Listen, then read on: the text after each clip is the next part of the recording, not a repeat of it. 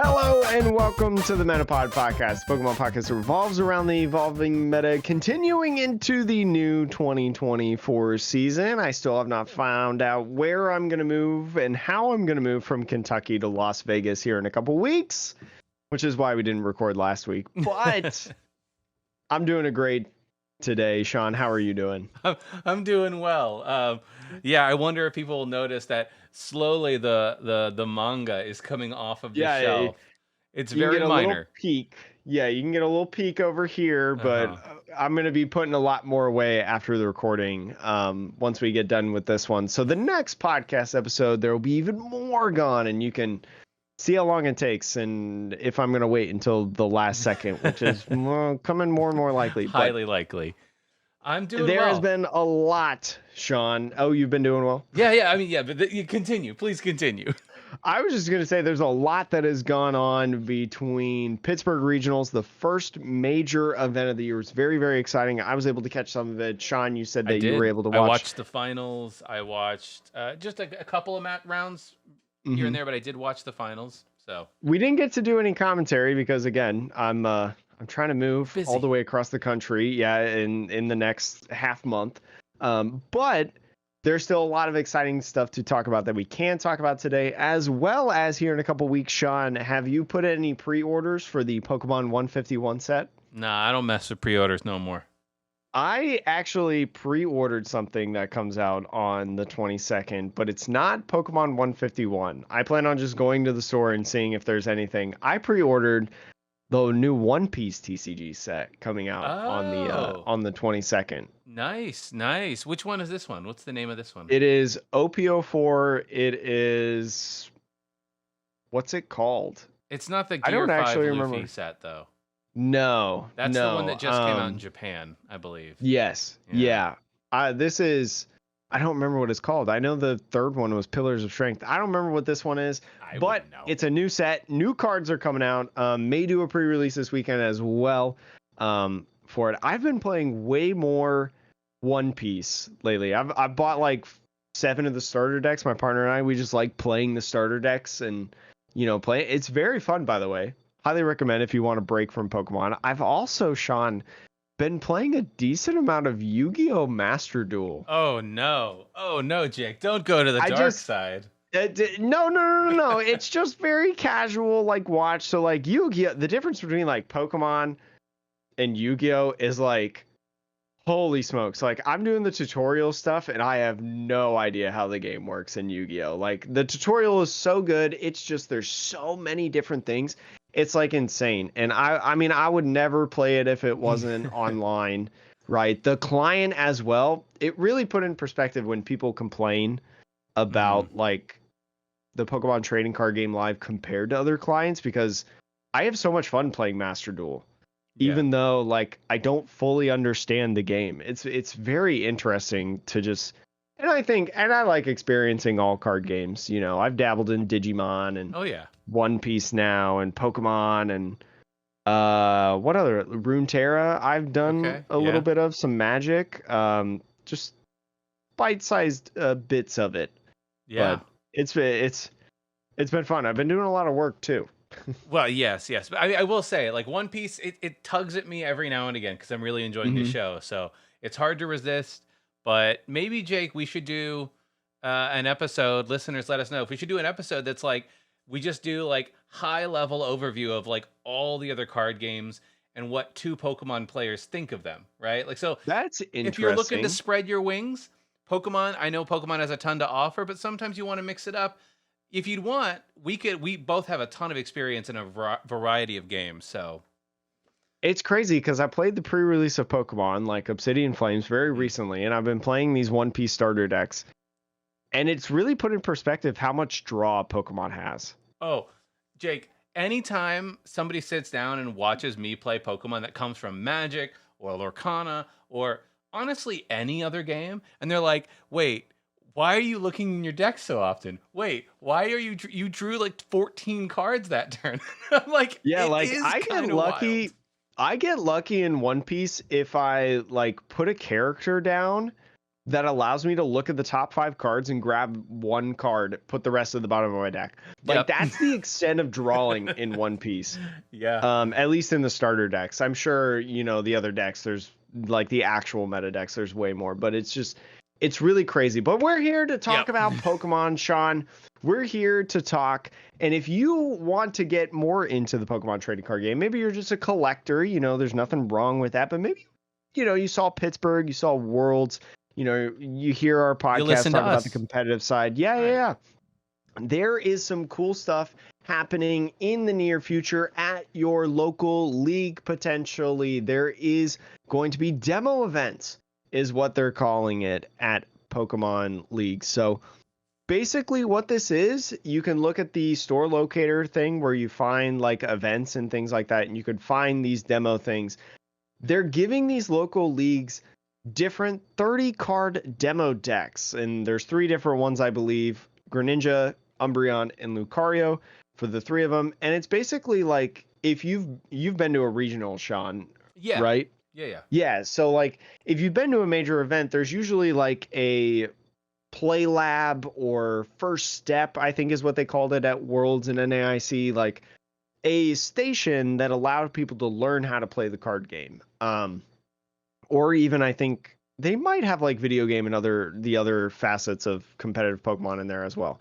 But anyways, this is basically just like that. I feel like learning to go to the local league, right? Getting adjusted to local league, getting a demo deck to be able to like learn how to play and stuff like that. Just have fun with people who also want to learn how to play. They come with the Vs as well. And I think, like, for more of the collectors out there, right? The people that like collecting or maybe longtime players, I think the Lucario V, Umbreon, and Greninja V are all non-holo. That would make sense. I know. I think I heard that. Yeah.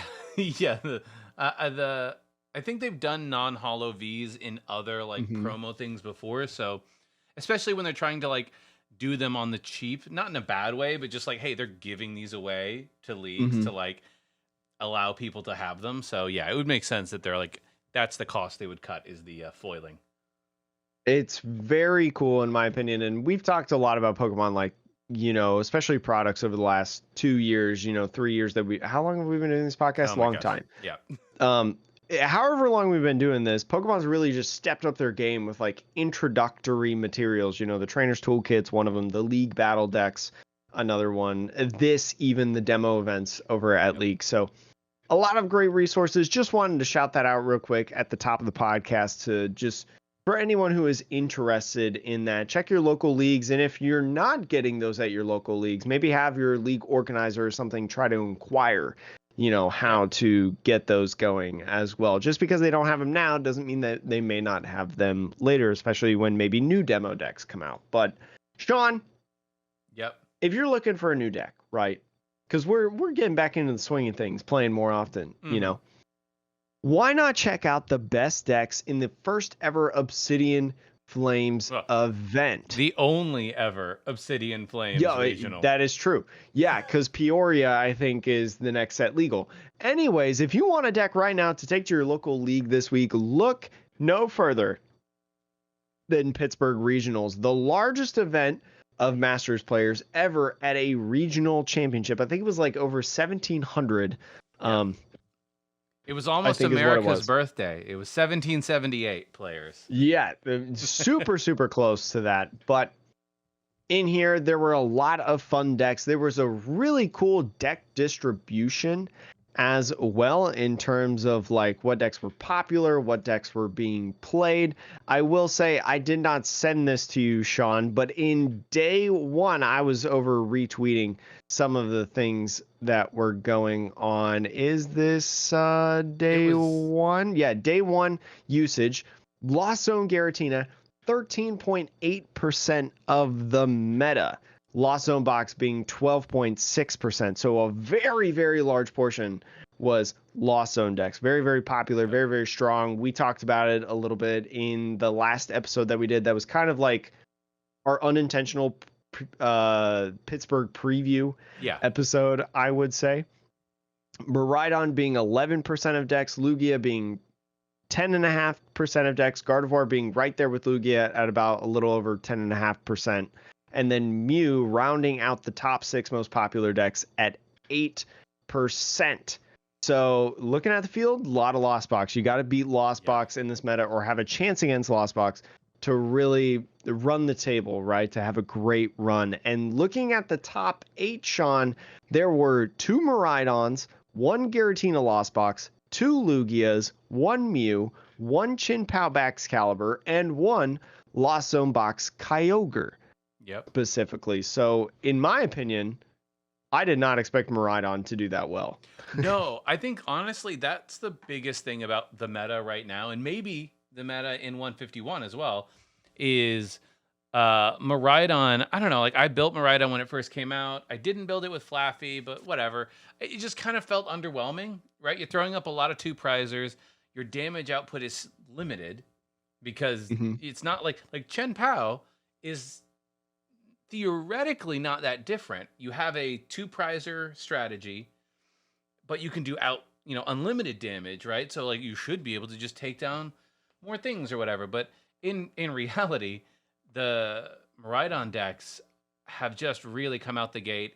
Flaffy is the way to go. There's like no other version. And I think Jesse, Parker, Adam Reinhart, and then also JW Krewall and Andrew Mahone, that whole crew that brought it to Worlds basically just ran it back at Pittsburgh with a few tweaks here and there. And yeah, did really, really well today. We'll talk about some of the tweaks later, but Miraidon was not the one that won. Andrew Estrada, former world champion in, was it the seniors division? No, I think he was just world champion in 2014. Well, I thought he was a senior then. Maybe I'm wrong. Anyways, former world champion, whatever division you're in, that's an accomplishment in itself. Won with Lost Box Kyogre. Did I say, thinking about it now, that Lost Zone Kyogre was my pick? It was in the last episode. It was definitely your pick for Worlds, so it wouldn't surprise me. Oh, maybe that's what it was. Yeah, but I mean, it might have been. You've been hot on this deck for a while now, Jake. I have loved Kyogre as a card once it got into at least Lost Box decks, and really just not the 30 energy version of the deck. Once we got past that, I've been huge on Kyogre. But Andrew Estrada winning off of the Kyogre, proving to be a huge asset in the meta, with a lot of people just ditching Manaphy's now at this point. These big bench sitters of, Genesects, Miraidons even, Chin-Pao, they have Baxcaliburs, maybe a Chin-Pao on the bench, stuff like that. Kyogre proving to be a huge, strong asset, as well as plenty of other Pokemon that are usually in the mix with a turbo Lost Zone engine build. You got your Dragonite V. I might cave and finally buy a Dragonite, Sean. I haven't done it yet because it's one of the Pokemon Go Pokemon, and I think I got to do it. The Raikou V in there as well proved to be a strong Pokemon on several points of Andrew Estrada's streamed games, as well as a Hawlucha, something that we see on and off in this deck, Sean. Yeah, the Hawlucha, there was a couple of games early. There's a couple of times during the finals match where the casters were talking about, if you can find Hawlucha here, that will fix the math. I'm sure Andrew, I don't really fully know all the reasons for that 10 damage on 2 Pokemon, but I'm sure he did the math, and in certain matchups, that extra damage counter it made all the difference, perhaps. So I mean, it makes sense when you're putting damage right from Cramorant. You can put damage in different places with Greninja. Sableye, Lost Mine can put damage counters everywhere, and then Aqua Storm, right, being so effective in certain instances on the bench. Hawlucha can, once again, like you were talking about, maybe just having it, even if it's only for one matchup, right? And I'm trying to think if there's any Pokemon I think maybe well, let's see. Kyogre does 250, so you got to go 260. Yeah. You go 210. 210 could actually affect Raichu, right? Which we'll talk about later. And Raikou, something that's in his deck, is at 200. Well, 200. That's not 210. That's my point. There may be some. Yeah, there might be math here and there. Maybe it fixes math a little better for if you Radiant Greninja twice, right? Mm-hmm. That extra 10 puts you at 190 instead of 180. Or if you Radiant Greninja to 100 and then 12 damage counters with Sableye, that's 220. 220 does fix your math on other things. So like, yeah, I think it's like a bit of a setup-y kind of math thing. It has great synergy with several other cards in the deck. And if you're looking for a 60th card, Hawlucha may as well be the inclusion in the deck. You've got Echoing Horn in here, the Forest Sealstone, as we've always seen with these decks. It still amazes me, you know, we eroded Forest Sealstone just in time for Pokestop, right? Just imagine if Pokestop could find Forest Sealstone, you know, as an item card or, you know, tool. OP. That would be OP, Jake. That would be insane. So many, it would, I don't even want to think about it. But playing a variety of other stadiums as well, Artisan, Beach Court, to be able to move around Pokemon and get exactly what you need. Yeah, I mean, for the most part, pretty standard Lost Box Kyogre deck here. I think the things that you mix up in all of these decks is like, okay, well, I have Hawlucha.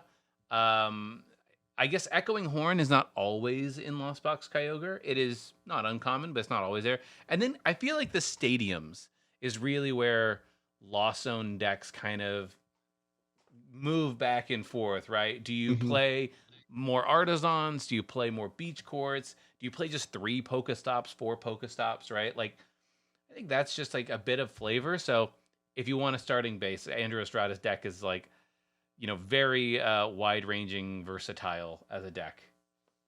This is just, I loved watching this deck. I loved watching Andrew Estrada pilot this as well. Highly encourage, you know, watching the streamed matches that he had. I think he was streamed in top 4 as well as obviously the finals, you know, winning the whole event.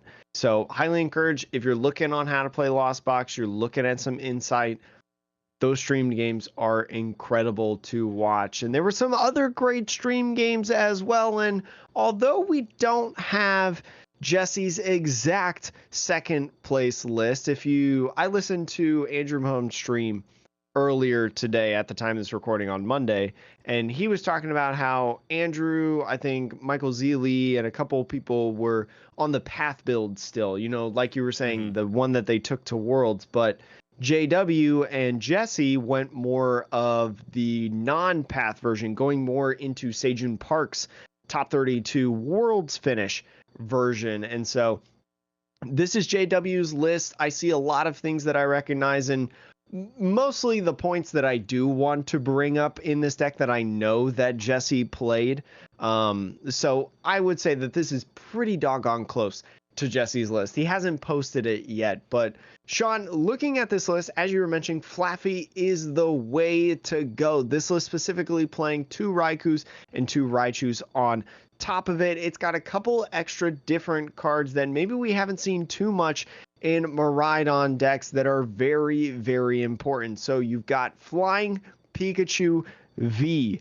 Flying Pikachu, Sean, we've seen it in Sejun Park's list. It is back in at least JW's list, and I know it was in Jesse's list as well. The 190 HP Flying Pikachu V electric type Pokemon, 1 energy, Thundershock, 20 damage. Now that may not seem like a lot, but if you have a slow start, if you flip heads on a coin flip, your opponent's active Pokemon is paralyzed, which could be pretty big, I feel like, in a format where we have like Lost Tina, right? Can't use Switch card. Mew VMAX can't use Switch card, can't free retreat either, right? Yeah. Lugia. I mean, I would say, like, look, the Flying Pikachu V, you do have that. That's absolutely right. You can attack with it, but I would say that what I was told is, what I heard is that it's mostly there as a free retreater, right? Yes, I mean, that's you beat me to the punch in there. Sorry. Not only free retreating, you know, but also, since we're talking about all of its things now at this point, it also fly if you really get in a crunch, and I feel like you really need to do this when you get in a crunch. That 120 damage and preventing effects and damage the next turn on that Pokemon forces your opponent to use Boss, Escape Rope, something along those lines to be able to hit that Flying Pikachu.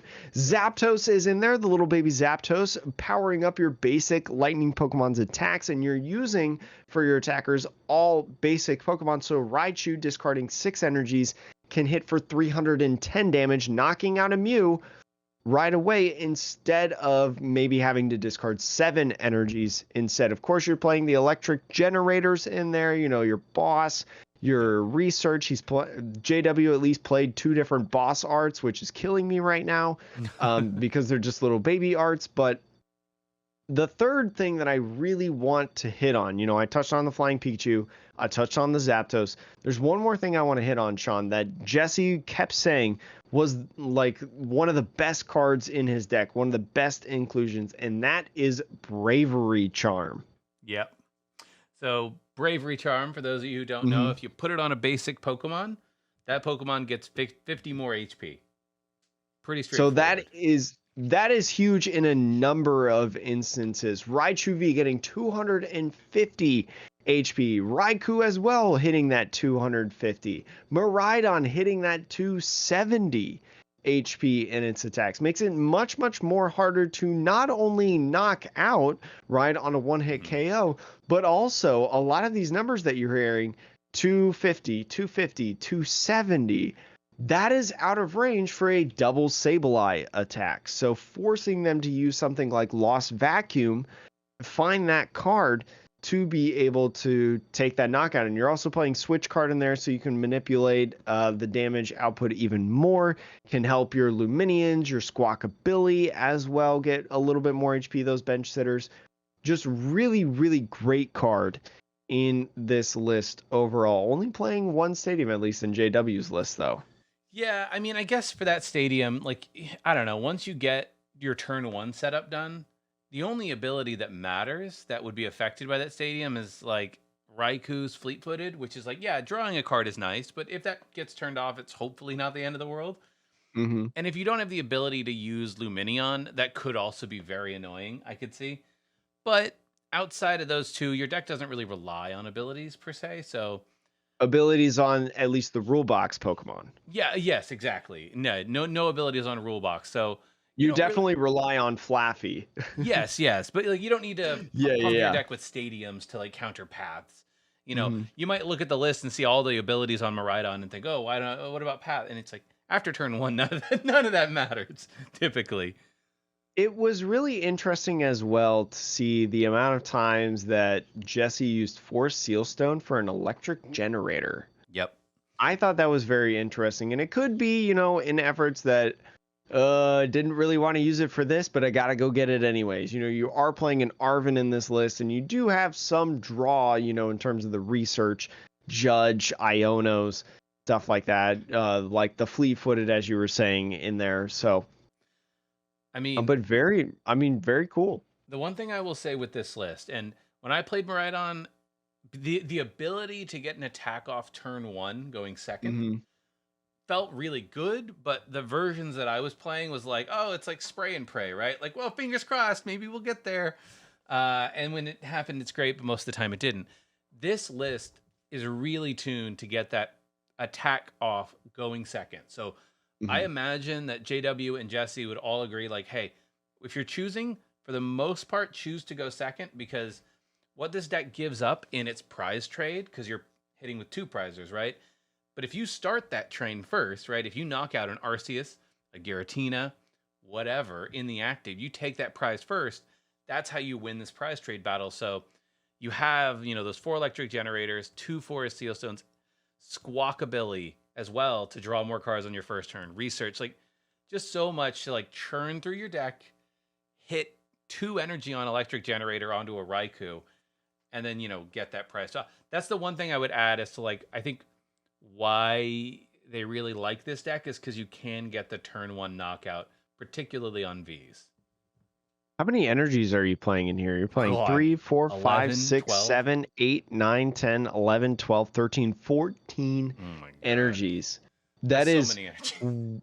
That is way more than what we usually see. In terms of like a lot of other typical decks in the format. Now there are some exceptions in there, but for the most part, very, very cool list. I'm excited to see if Jesse's official list maybe has any changes alongside of it. You know, maybe he had a 1 card difference. I don't recall it off the top of my head as we're recording this, but That's pretty close, I would say. If you're looking to get some Old Faithful, at least, the third place list from Colin Merrill Matthews played Mew VMAX, the Fusion Mew system, but there are some cool inclusions in here that I do want to mention. One being the Ice Cube. You know about the Mew VMAX, you know about the Genesect, you know about the Meloetta, the Ice Cube. I think we've talked about it before, so I won't get in too much about it, but basically doing 40 damage to one Pokemon on your opponent's side of the field for each Fusion Strike energy that you have, comboing well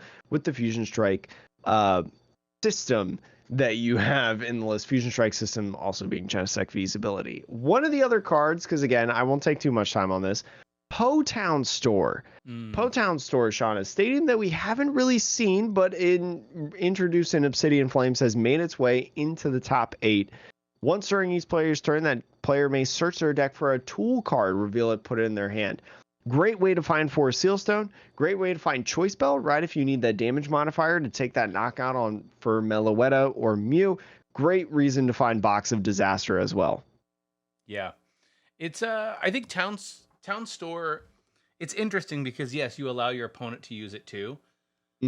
I know there's going to be a deck though that just really loves that stadium. Like there's a small world where I could see Miraidon, instead of playing maybe a Beach Court, or like finding any one card, swapping one or two out for a couple of Town Stores, because to your point and to their point, Bravery Charm, so important. Also, if a stadium card basically has the effect of search your card for anything in your deck, search your deck for anything you want, because you grab before a Sealstone, also really good. So I guess the question is, does it give your opponent too much value? But, you know, I think it's one of those things that for aggressive decks like Mew, for aggressive decks like Miraidon, it's worth it in the sense that, you know, because you want to be the first one to hit. You want to be the first one to swing in a lot of instances. So yes, we won't talk too much more about Mew because, I mean, it's Mew. What do you want? Lugia is going back to single strike Lugia with the Tyrannitars. I mean, not much more in there, I feel like. Rahul Reddy's top 8 list here. I mean, just, I don't want to say it's standard. No Jet Energies in here. Single strike. Tyranitar V, really, really good card. Tyranitar V, big hitting card, can knock out pretty much anything. Craglanch, also a good move.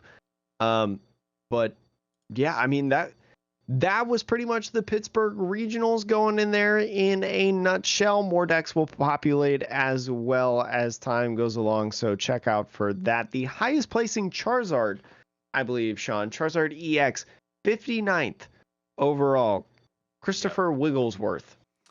Yeah, I mean, look, I would say, generally speaking, Pittsburgh, Miraidon, I think, has gotten more refined, but otherwise, Pittsburgh was kind of a nothing new tournament. Like, that's not to take anything away from the players, but like in terms of the meta developing with the new set didn't really have much of an impact. So, you know, the question then remains, well, okay, will future sets, like the one that we're about to talk about, actually be able to make some of the archetypes from Obsidian Flame more viable? Because it may be that the designers thought that both sets would always be together, and we might just be in this weird middle format, you know? It'll be curious. Not a lot of Arceus hanging out during that day, as Arceus is finally done, but that all may change with the new set coming out soon. We talked about it earlier in the podcast. Pokemon 151, again, releasing on September 22nd. We're going to go over some of the products first and then go more into the set list. It's a smaller set, a holiday set. Just an FYI, so there are no booster boxes. Don't walk into your LGS thinking that you're going to get some booster boxes. I don't think that they can sell it early either. No. I think it has to release. Sale.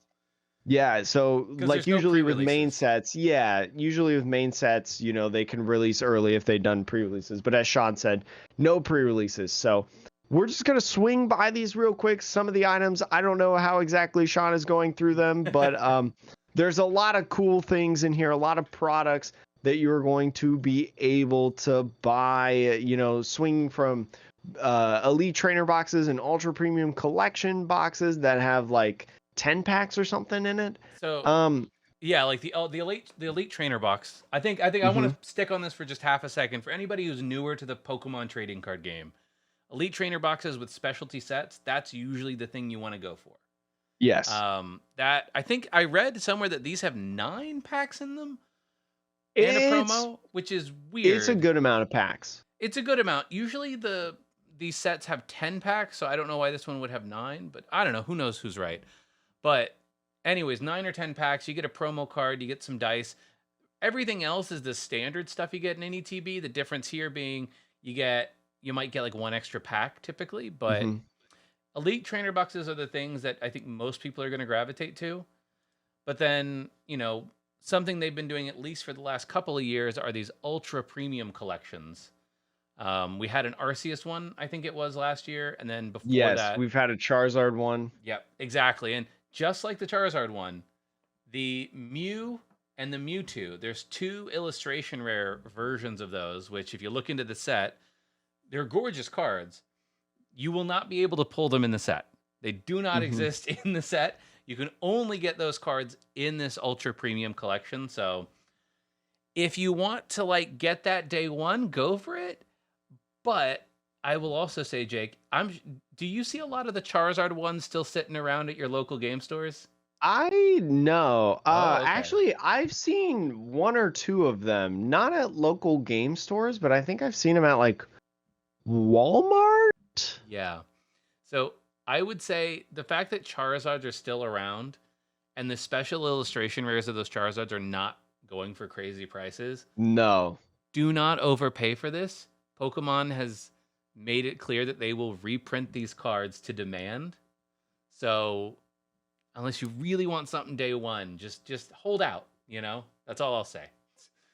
One of my favorite products that are in these releases is the booster bundle. You get 6 booster packs of the set. They've been doing this a lot the last couple sets, I've noticed, and I like these. I think these are pretty decent. I mean, you just buy it, you get 6 packs. It's straightforward, pretty standard, pretty cool. Yeah, and usually as well, it's about the same price as if you buy 6 individual packs. So maybe a little bit less at that point. So could be a really, really good deal as well. I don't think I've ever seen a holiday set be in a booster bundle. I haven't either. Yeah, usually. In my opinion, this is what I would go for personally. Yeah, I mean, you might get 1 ETB if you want the special Snorlax illustration, but outside of that, I personally have never loved all the little gift packs, which you'll see in a second on screen, but because you get a bunch of promos, maybe some oversized cards, but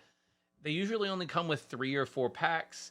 And if you want to open 20 packs, 30 packs or whatever, you end up with a bunch of this extra stuff and a lot of packaging to throw away. So I'm really happy that they're doing a very simple booster bundle in this special set. So I found a lot of these at GameStop. That's pretty much where I see booster bundles. So check out your local GameStops. That could be a good place to go to after your LGS or maybe before your LGS. I don't know. But anyways, in there as well, binder collection. So you get a binder, you get some packs. I mean, pretty good if you're starting out. Maybe you need a new binder. That could be something that you can look for.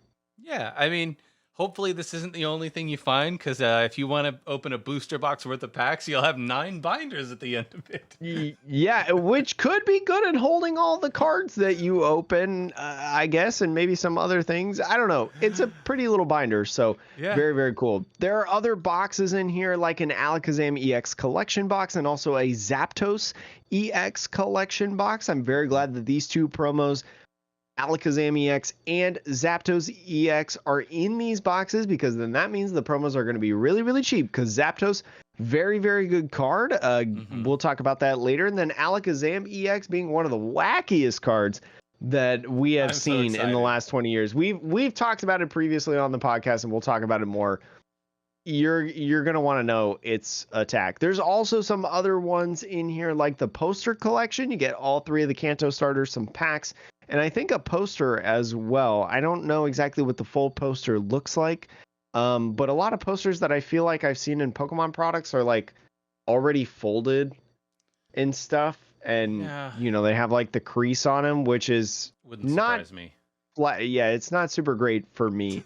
They also have the I don't even know tins. what you call these. The tins. They're like little Yeah. tins. You get like 1 or 2 packs, like a coin usually Yep. as well. And then maybe a sticker or something like that. I don't really know. But the tins come in all different designs. It looks like in here there's 10 different designs, all featuring different Kanto Pokemon. Some of them make a little bit more sense, like Electabuzz and Magnemite, but then some of them kind of feel a little bit more random, like Arcanine and Ammonite. I'm not going to judge it because I love Ammonite, but not the 2 Pokemon that I would have put together. Oh, Jake, I love that. It's very interesting as well that Magnemite is with Electabuzz, but Magneton is with Ekans. I just want to point that out there. Yeah, and they also yeah, it's very strange. They didn't put Ekans and Gengar together. I don't know. This is all very weird. I mean, I would have put Ekans and Weezing together and Meowth maybe because Team Rocket, you know, but I don't run the Pokemon company. These look cute though. I do like these. The Slowpoke one is my favorite because he's just laying there having a good time. Yeah. But anyway, Sean, let's stop talking. You can see all the products on September 22nd again coming out. You can see them at their local game stores, things like that. But looking at the set, so again, this is a holiday set, so it is a mini set going on right here. So Sean, do you want to go into the first card to talk about? I mean, since it's a smaller set, I'm just going to focus on the EXs, and then there might be some standout non-multi-prizers. But first one I'll just mention is Venusaur EX. Again, this is Pokemon 151, so all of the original 151 Pokemon will be featured in a card here. So in Dex order too. Yes, exactly. So number 3 is Venusaur EX, 340 HP, beefy Pokemon. Once during your turn, if this Pokemon is in the active, you may heal 60 damage from one of your Pokemon. Now, you might be thinking, wow, that sounds so good. I can just do some switching and blah, blah. It's got 4 retreat costs. So get some escape ropes and get switch. Get a lot of switching cards. Now, its attack, it does for 3 energy, 2 grass, and a colorless, does 150. And your opponent's Pokemon is confused and poisoned. So it's effectively 160. So you're definitely 2-shotting everything, I think, because it's 160. And if they keep it in the active, it goes to 170. And then you hit him for another 150. So that puts it at 320, then 330. It's weird that they don't knock out themselves. They're still 10 damage short, which is a little strange, but I don't know. Like, it's mid. This is a mid Pokemon. Put some Hawluchas. Put some, what's the Pokemon that ups the Pokemon checkup phase in poison? Radiant Sneasler. Oh, put that in your deck, add some damage counters in there. But like Sean said, it's a 2-shotting Pokemon. I think Toedscruel EX is better. Yeah, it's very straightforward. The healing ability, I don't think it's enough to force yourself to run so many escape ropes and switches. So yeah, Jake. One thing that Charizard EX, Sean. Let's go over to Charizard EX now. This I think is a pretty good card in Charizard decks. Yep. I think though that this is a one-of in Charizard decks. So what I mean by that is Charizard EX, 330 HP, Stage 2 Fire type Pokemon. It has 2 different attacks. The first one for a Fire Energy, Brave Wing, 60 plus damage. Any damage counters on the Pokemon, it does 100 more damage. And the Pokemon being Charizard EX, the one that is attacking. So if for any reason, we have Magma Basin in the format, accelerating the energy on there, it can do 160 damage for 1 energy. And you might need Magma Basin because its second attack is 4 fire energies, and it is Explosive Vortex, 330 damage, discard 3 energy from this Pokemon. I think that this could be a cool one-of in Charizard decks, because playing Charizard a little bit, especially in the beginning when Obsidian Flames was first released, one of my gripes with the deck is you don't really have the greatest early game attacker, I feel like. It really struggles to hit early because when your opponent hasn't taken many prizes with the Dark Charizard EX, you're not hitting for a ton. So Explosive Vortex could be the next thing to get you to hit the big numbers really early to take that first knockout in a game and start pacing that prize trade, something that you said, Sean, with the Miraidon decks and the Mew decks are so important. So Charizard EX could see a boost with an inclusion of this one card, just a one of in the decks. Yeah, I really like that. I think you're absolutely right. Like, because you're discarding 3 energy. So if you spend your turn, like, hey, I'll attach and then I'll evolve into 1 Charizard. Now, it's a lot to ask on turn 2 to get 2 Charizards online, because that would mean that you need 2 rare candies and 2 of the. But I'm sure somebody can figure out a way to make that deck work. And yeah, like getting that 330 to start. And then your opponent it's very unlikely that they can knock you out. So what will happen is they will hit back into you, and then you'll use the 1 energy left and just attack them for 160. Don't commit any more energy to this dude. Let him die. And then when this Pokemon dies, all of a sudden your other Charizards are in a much better place to do 240 damage, 270 damage, whatever. So yeah, I don't know. This is cool.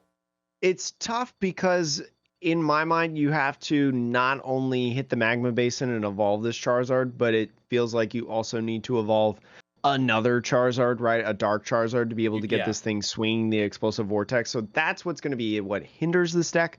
But if you have a good enough draw engine, I've seen some people talk about potentially Curlia in a championship that we'll talk about later. We'll show you the winning deck over in Japan where 151 is legal. It may be able to help this card and Charizard decks in general excel. But Sean, what's the next card you got on the list? I mean, the next is naturally Blastoise. You can't leave this one out. It's 330 HP. It's got an ability that says it takes 30 less damage. So initially it's 360 HP basically. And then its attack for 2 water energy. Twin cannons 140 times, so discard up to 2 basic water energy. This attack does 140 damage for each card you discarded in this way. So you can do 280, which is good. Like, don't get me wrong, like that's dope. You can totally kill Giratina and Arceus and all of the V's and things probably.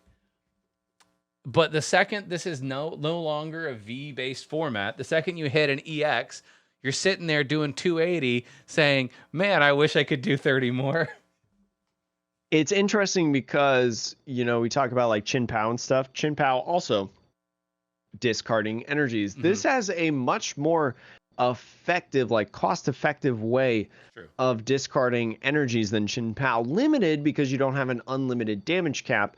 But with twin cannons, again, might help you be able to get a V, might be able to help you finish off a Pokemon. And with effectively 360 HP, right? Yeah. In a one-shot, it's probably living if it's not playing against Miraidon. Yeah, I was about to say, if Miraidon wasn't a deck, this might be good. It might just be something because in like Chin Pao, you're already playing Rare Candies and Excalibur, so maybe you try to fit like a 101 line of Blastoise in the deck. Who knows? I don't know. That's just an idea that we threw out there. It's not terrible. I do like that. If you can find the space, maybe you don't play a Pidgey outline at all. Jake. Sean, I'm going to talk about 2 cards very, very quickly. Go to Metapod. We got a Shining Young Prince over here in the sunlight. Brand new Metapod card that I will get my hands on and get a lot of them on in the Metapod podcast and take them to events in case people want them signed or whatever. I'll at least start handing them out or whatever. But another card that I want to talk to, wanted to give that one a shout out because, you know, the podcast. I want to go to the Pidgey. And the reason I want to go to the Pidgey is because this can potentially help Pidgeot. Pidgeot was non-existent really in Pittsburgh, and it's not something that super surprises a lot of people. But what can help is this new Pidgey card. 50 HP, colorless Pokemon, has the single attack Call for Family.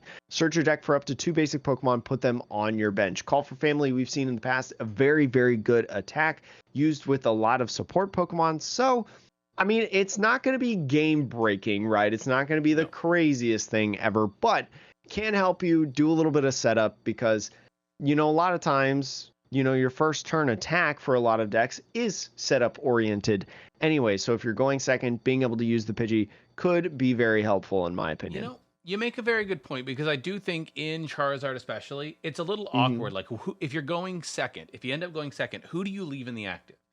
Because you just assume that whatever you leave in the active is going to be dead, right? You don't really want to leave up an Arceus. That feels bad. And then what? Are you going to leave up Pidgey? You're going to leave up a Charmander? Like, these are useful cards, but they have you can't do anything. So it's a very interesting thing that you point this one out, because I think that you're spot on. You need a little bit fewer resources. You can basically replace itself. Go grab a different Pidgey out saying, hey, I know this is going to die. That's cool. I like that. Again, it's not a game-breaking card, but it could be for all the Pidgeot fans out there, me included, could help us out, be able to play Pidgeot in more decks. Sean, I'll go to Arbok EX over here because I talked about 2 mini cards. I'll do a big card for us. Arbok EX, 270 HP, Stage 1, Dark type Pokemon, has 2 attacks. The first one for 2 Dark energies is Bind Down for 70 damage. During your opponent's next turn, the defending Pokemon can't retreat. So very, very cool in that. We talked about, a lot of decks having some free retreaters in their decks. There are some switch cards, but sometimes it can be hard to get to those. So Bind Down, especially for the small Pokemon in the format like Comfey, Sableye, stuff like that, can be a great option to potentially knock them out as well. Yeah, and the second attack? Yeah, the second attack, which is what I think a lot of people are really, really talking about, is 3 Dark Energies. It's called Menacing Fangs. Does 150 damage, so you're getting kind of close to 2-shotting things, but the big thing says your opponent discards 2 cards from their hand. So this is a little bit of give and take, Ryan. I mean, it's not 2 cards you decide, it's 2 cards that they decide, so they can get rid of 2 battle VIP passes in their hand, things like that. But a very, very cool card and a very, very cool attack that a lot of people are excited about in the upcoming format. Yeah, I really like that. Especially like if you play this with Judge, you play 4 Judge, you get that attack off, and then you play Ionos for the late game or Roxanne's. I can just imagine like using this Arbok and you might be able to like destroy Lost Box decks with this, because they really need their hand. So if you Judge or Iono a Lost Box in the late game, get them down to just 1 fewer cards, maybe even. I don't know how it does against every other deck, but it's interesting. It's weak to fighting. There's not any really much fighting really in the format, actually. Yeah, not weak to dark or grass Pokemon, which are also semi-non-existent. But anyways, Sean, what's the next one on the list that you have on the docket? I'm scrolling down. I'm just kind of looking at these. This is all pretty bad, if I'm honest. I'll tell you, the next EX I got it pulled up here, Ninetales EX. It's a bad card. Yeah. 260 HP, Fire, Stage 1. Has Heat Wave, your opponent's active Pokemon is burned, and then the second attack 80 plus for Fire, colorless. If you have the same number of cards in your hand as your opponent, this attack does 140 more damage, doing 220. So could be cool, but I mean, it's not Grand Bull, right? It's not when you have 0 cards you do more damage. It's just you have to copy your opponent. And it's not even enough for it to matter, Jake. It's like 220. And I have to knock meet this out weird a gimmick. V, I think. Yeah, but anyway, Sean, we should talk about the next EX in this list because it is better. Yeah, Wigglytuff EX has the ability Expanding Body. It's a Stage 1, 250 HP, colorless. The ability, though, says if this Pokemon has any special energy, it gets plus 100 HP, which is insane because you're huge boy. Yeah, like, okay, cool. I'll be 350 HP. And special energy is a lot harder to get rid of than a tool card like Bravery Charm. You can't Lost Vacuum my special energy away. So the attack 3 colorless for 90 plus. If you played a supporter card from your hand, you do 90 more. Hey, look, we want to play a supporter every turn.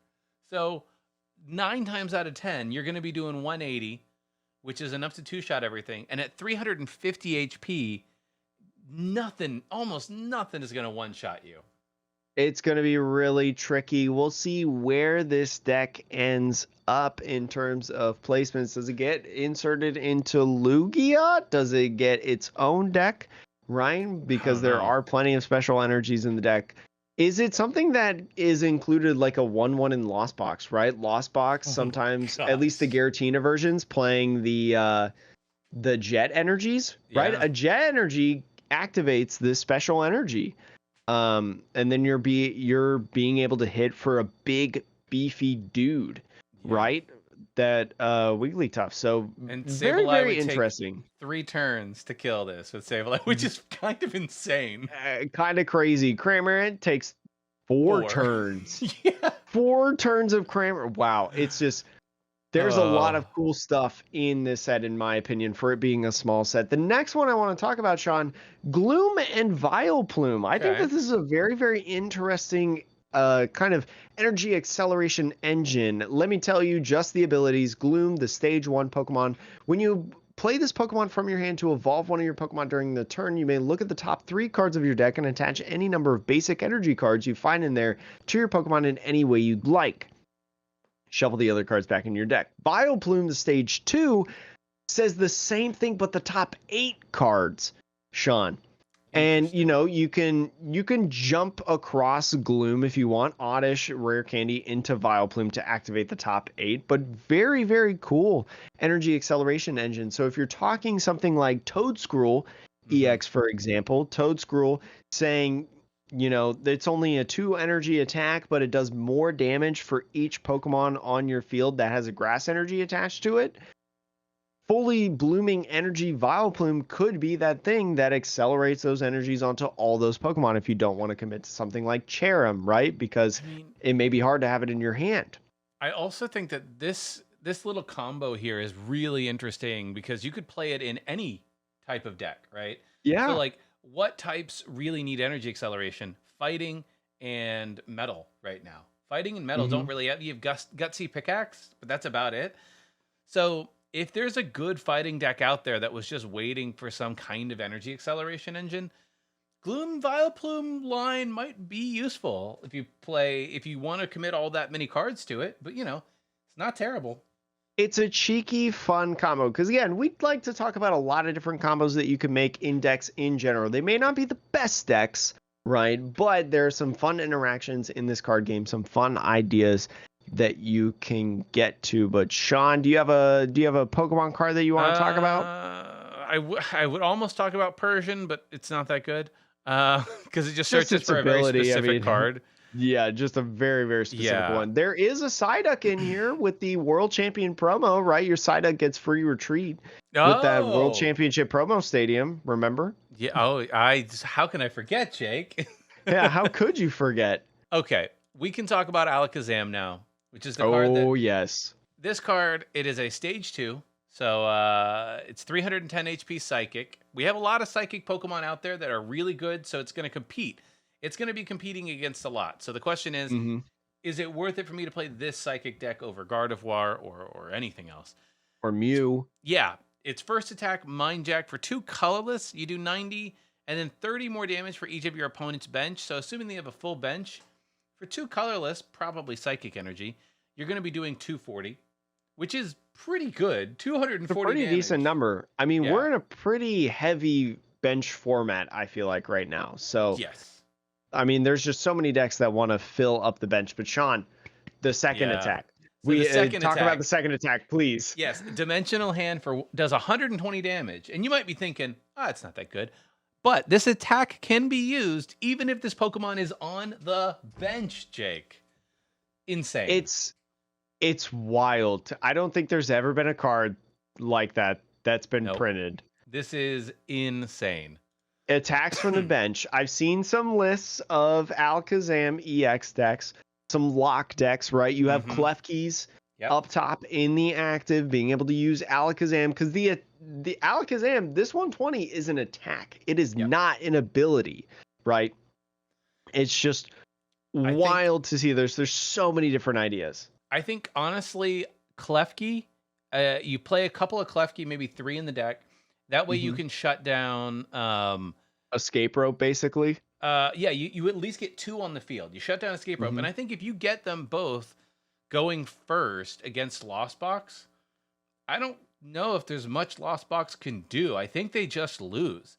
Because if you get into the Alakazam the following turn, and you could just leave 2 Klefkis out, what are they going to do? It's going to take them 3 Colruses or more and a Lost Vacuum. So it's going to take them 2 or 3 turns just to attack.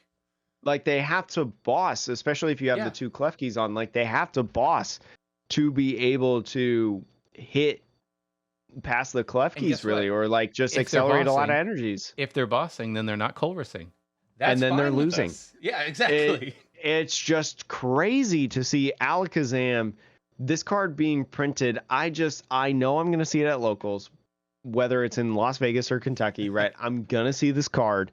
I'm going to see this deck. I'm going to probably hate every single moment I play against it because my deck is not ready for Alakazam EX. And again, it's probably not going to be the best deck ever, but holy crap, is it a cool deck. Yeah. It's going to be one of those decks that I will build a deck for my own personal thing for the rest of time and be like, hey, do you want to play Pokemon 151 format, Peoria Regionals format? Yeah. And I'll just play Alakazam because it is such a dumb card. It is so good. I love this card.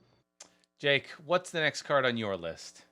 You'd have to scroll down a bit for the next card. I don't even know if I really want to talk about Golem EX. I mean, it is a stage 2 330 HP fighting type Pokemon that does have a single fighting energy attack, 50 damage, and then during your next turn, attacks used by this Pokemon do 120 more damage to your opponent's active. So you better hope that you don't get roped, bossed, force switched at all. But if you do get the 120 damage off for fighting colorless, you could do 180 base damage, 300 damage total off of your second attack, Rock Blaster. 300 damage being a huge deal right now. I feel like it can do a lot of heavy hitting, and even then Rock Blaster can really just bop Miraidons out of oblivion. Yeah, I mean, look, it's big, but I agree with you. It's like to go all the way up into a stage 2 for this just doesn't feel worth it. It's tough. It's cool though. It's tough. Sure. And I'm really going to emphasize the whole tough thing, but at least there's a new Slowpoke card in here, and it might be my favorite Slowpoke card of all time in there. He's laying in the water, basking in the sun. Love him. Sorry for our audio-only listeners. You can't see him in his glory, but please look for him when you open your packs. Sean, we'll talk about the Dodrio. This normal type Pokemon, 100 HP stage 1 Pokemon, has the ability Zooming Draw. Once during your turn, you may put 1 damage counter on this Pokemon, and if you do, draw a card. Yeah, and then it does 30 more for each damage counter as an attack. I don't know, not worth it for 2 cards. I don't know, kind of cool. I mean, if you're looking for some of the more weird draw engines, this Dodrio could be one of the ones that help you out. I've seen it in a couple lists, not one of the best. I will say there was a year or so ago, 2 years ago, there was a Sawsbuck format. It was a stage 1, and its ability just said, once during your turn, draw a card. You could have 5 of them. Nobody played it. So I see this and I'm just like, I don't know. It's interesting. It's weird. But until something really takes advantage of every damage counter or every Pokemon with a damage counter consistently, yeah, I don't know. I don't know about this. I'm trying to see any that aren't just like straight gimmicks. There's a Haunter card that allows you, when you evolve from your hand, you put a supporter back in your hand. You from put the a discard supporter. pile? You put a supporter from your opponent's discard into your opponent's hand. Oh, never mind. Forget it. I was like, I can't read. Nope. Sorry. Go on. Onyx, though. Can we talk about Onyx? Sure. Yeah. Onyx is a basic fighting. I'll only talk about the first attack because I think that's the one that's the only one you need to talk about. Yeah. 2 colorless energy, Thumpalanche. It does 80 Great times. attack name. It does 80 times damage. Discard the top 5. This attack does 80 damage for each Pokemon with a retreat cost of exactly 4 that you discarded this way. Boy, I'm just putting 800 double colorless in my deck, or 4 really, but I'm putting a ton of 4 retreat cost Pokemon in my deck, and I'm gonna Thumpalanche, maybe some Nest Balls, maybe some Ultra Balls, right? Some Super Rods or something. Probably mostly those. Miriams, and then you'll end up doing 60 damage. Yeah, I am just gonna whack away at Pokemon with Thumpalanche. Yeah, I like this card. It's not gonna be good again, but it's gonna be so fun. I will say, this is the kind of card that gets better the later in the game you go, because then you have fewer cards in your deck, and you can be like, okay, well, I'll Super Rod, put 3 more in, and then it's the same concept as Lost Box Kyogre. Yeah, and look, like 8 times 3 is 240. if you hit 4 off of this, you're knocking out almost everything. So, Mhm. like, a 120 HP basic that can do 1 energy attachment 320 is it can be good. Remember that Miriam is a supporter that Yeah. allows you to shuffle I think it's 5 3. 5 Pokemon? Is it?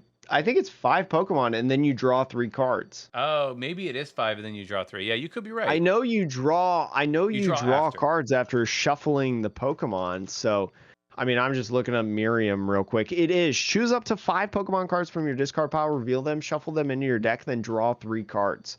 So, Miriam, ultra Yeah. rare Miriam, the art rare Miriam or whatever, it's at an all-time low right now, $40. This is my pump in the market to just buy it, which I'm talking to me. I'm saying I'm buying the card like next week. Using it in this deck. Okay, I'm quickly going through. I want to really find anything juicy here. I'll briefly mention this Chansey because there was a Jirachi in the past that had a similar effect. So Chansey has an ability, Lucky Bonus. If you took this Pokemon as a face-down prize card during your turn and your bench isn't full, before you put it into your hand, you may put it onto your bench. Fine. If you put this Pokemon onto your bench, flip a coin. If heads, take 1 more prize. So there was a card that let you that had a similar kind of effect. So Jirachi Prism Star. Yep, Jirachi Prism Star. You didn't have to flip a coin though. You just got to do it. Yeah, you just got to do it. But the nice thing about this is you can actually put 4 of these into your deck. And you know, there is, I think, is it Peonia or Peony? Like there is a card that lets you go put things into your prizes and put it in a specific order that you can remember. So if you had a way to grab all your Chanseys out, peony 3 of them into your prizes, hey, you know exactly where they are. Just keep your bench empty, and you know you can luck your way into a win when you really shouldn't. It heads forehead, yeah. Too bad we don't have Glimwood Tangle in the format. But yeah, I wanted to mention that because it is silly. I do want to, if you scroll back up just a smidge to the Wheezing has an ability. If this Pokemon is in the active spot and knocked out by damage from an attack on your opponent's Pokemon, flip a coin. If heads, the attacking Pokemon is knocked out. You know, that's all I wanted to say.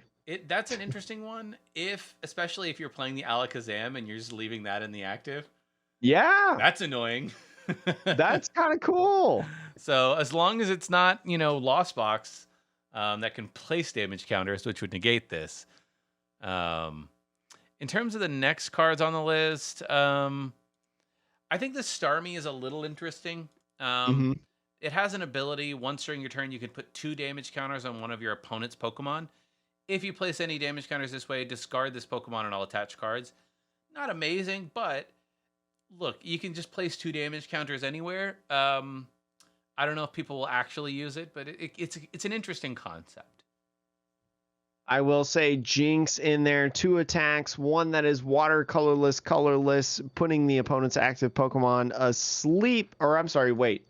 Water colorless, saying if it's asleep, it is knocked out, and your water attack doing 120 damage puts your Pokemon asleep. I don't know if it's great because sleep and your opponent's always going to hit heads to wake up, right? Well, and plus therapeutic energy is a thing. Therapeutic energy immediately stops this whole strategy. However, there is, I believe there might still be a couple of cards that when they evolve, this has been a common thing, when they evolve, you can choose to put your opponent's Pokemon to sleep. So if you can do that, you know, it's sneaky. Very sneaky, Jake.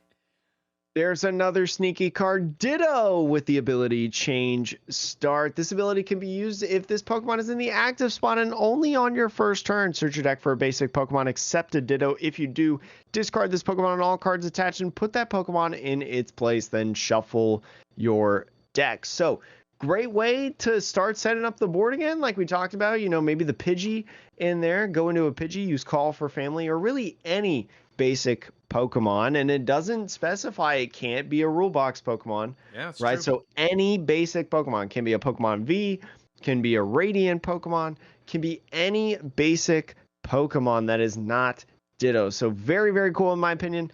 I know I've been gushing for Ditto to come back in the format and Ditto be good, and I think this is as close as we're going to get to it.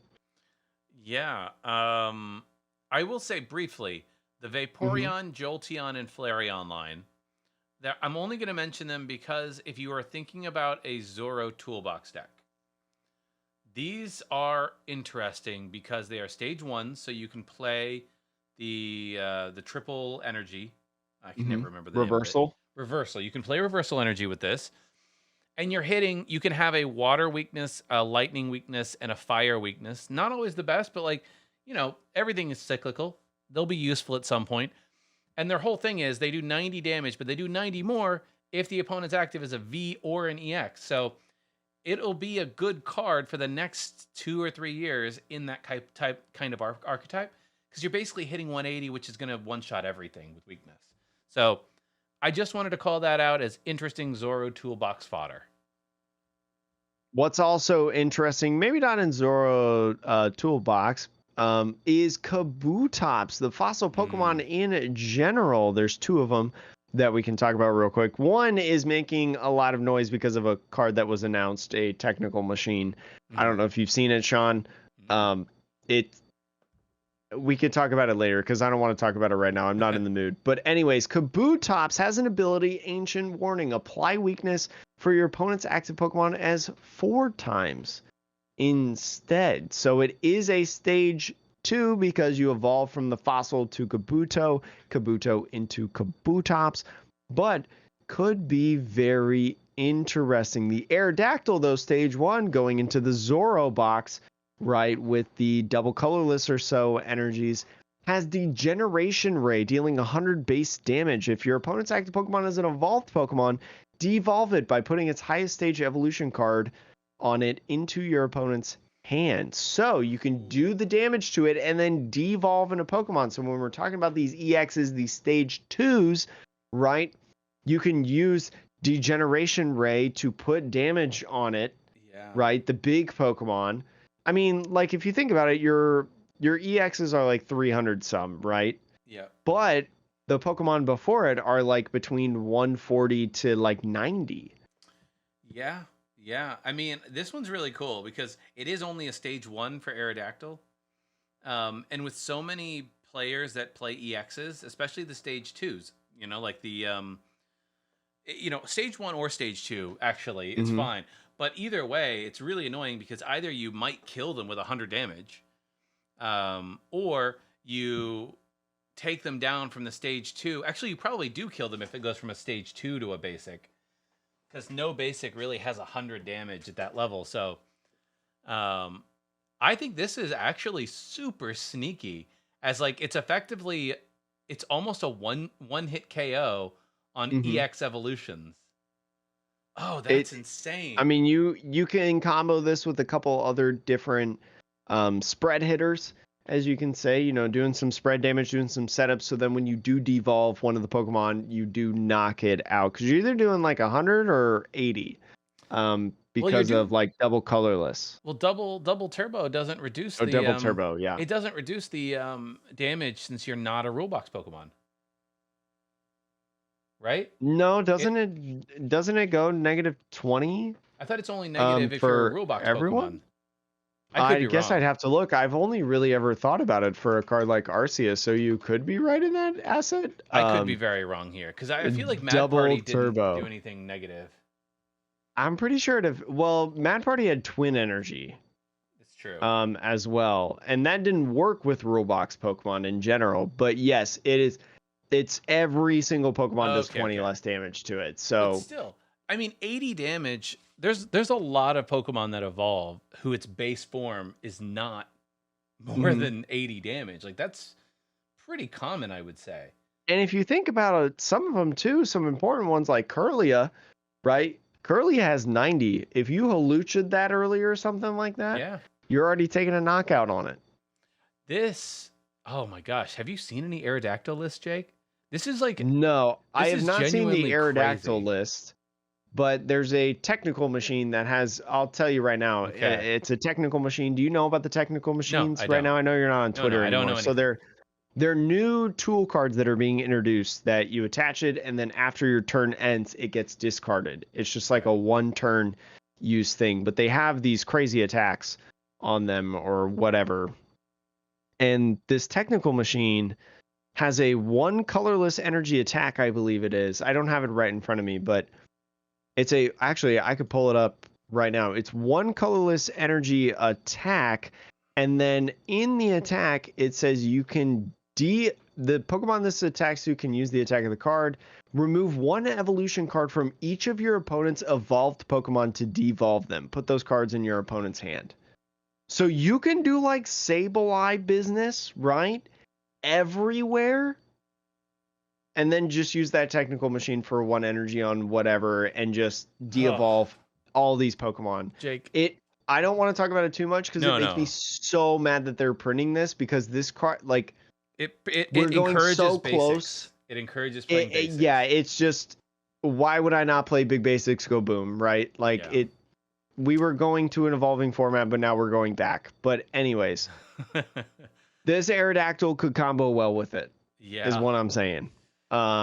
Could be one of those things. The birds, though, the bird trio, legendary bird trio of Articuno, Zapdos, and Moltres, all have kind of the same effect, but for some reason, Zapdos is an EX and does way more damage on it. Who decided that? I'm not 100% sure, but basically, their abilities for the energy that they are, the type of Pokemon that they are, if your Pokemon... Oh, wait a minute. Oh... No, they all do. I just didn't read it fully before. So if the Pokemon has the same type of energy that the type it is, it has no retreat costs. So Zapdos, Articuno, and Moltres all become free retreaters. They also, for 3 of the type of energy that they are, do a damage output for the babies, Moltres and Articuno. It is 110. Does also 10 damage to each of your opponent's benched Pokemon. Or for Moltres, it does discard. 120. Oh, wait, I'm sorry. They're all different. Yeah, I thought Zapdos and Articuno have somewhat of a similar attack. So Articuno, I'm sorry, for the 3 waters, 110, does 10 damage to each of your opponent's bench Pokemon. Moltres, for 3 fires, discard 2 fire energy from this Pokemon. It does 120 to one of your opponent's benched Pokemon. Zapdos, though, for 3 lightning, says 120 damage. It also does 90 damage to one of your opponent's bench Pokemon that has any damage counters on it already. So a very good finishing Pokemon, Sean. Yep.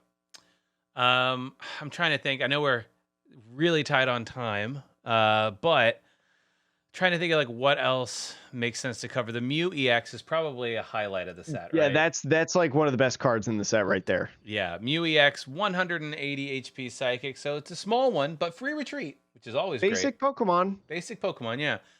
It has the ability Restart. Once during your turn, you may draw cards until you have 3.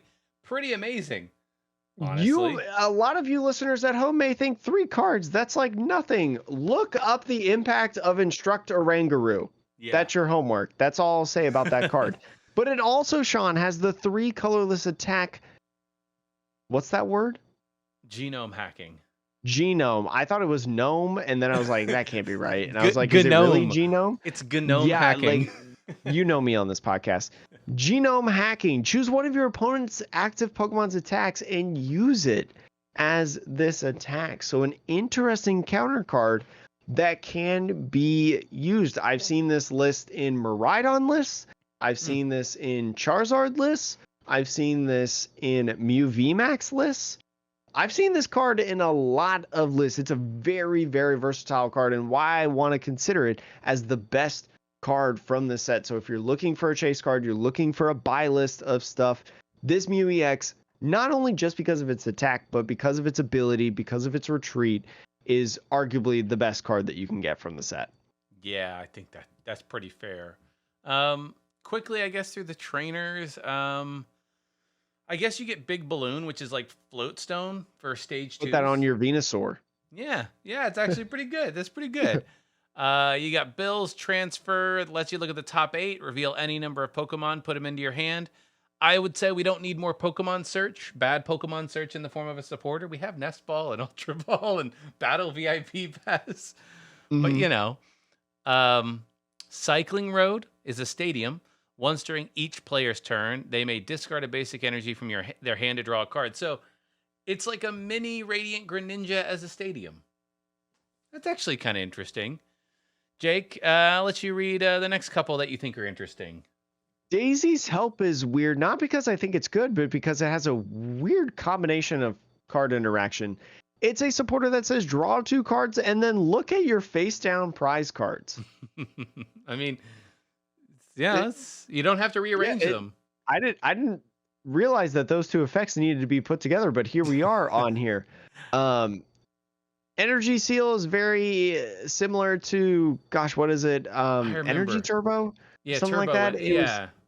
You flip a coin if heads, attach a basic energy from your discard pile to one of your bench Pokemon. Erica's Invitation, though, your opponent reveals their hand. Put a basic Pokemon you find there onto their bench, then switch in that Pokemon to the active spot. So very, very cool for control decks. I assume that Sander will be playing this card along with some of the other control cards like Arbok in that deck, but maybe also Giovanni's Charisma as well, another supporter card. This card, Jake. Put an energy attached to your opponent's active Pokemon into their hand, and if you do, attach an energy card from your hand to your active Pokemon. Now, Jake, I'm going to point something out here. It says an energy. This may be a mistranslation, but it does not say basic. So you could attach... I don't know Japanese fully yet. I can't tell you for sure. This is true. So we might be wrong, but if it reads this way, you can attach 2 special energies now. You could get 4 colorless in 1 turn if you needed to. You could get a luminous and 2 colorless. Like, this Giovanni's Charisma, not only does it slow your opponent down for 1 turn, it accelerates you, so it's really weird and good. I think this card might see a lot of play in the future. It'll be interesting. Yeah. It'll be interesting. Leftovers as well. Tool card at the end of your turn. If this Pokemon this card is attached to is in the active spot, heal 20 damage from it. The old leftovers I saw will be getting an errata. They say 10 damage. So you'll be able to play the old leftovers as well. Just remember that it's errata. There's other tools in here like Rigid Band, Stage 1 Pokemon. It is attached to take 30 less damage from opponents' attacks, which could be good. There's Safety Goggles. Basic Pokemon this card is attached to has no weakness. That could be interesting because weakness, I feel like, plays a lot in some matchups. So if your deck is heavily countered because of weakness, Cough Cough Lugia into Miraidon, maybe you want to do that. I don't know. But Lugia is also a Stage 1. Can I mention one thing real quick on Rigid Band? Wigglytuff is a Stage 1. Oh my god, it is.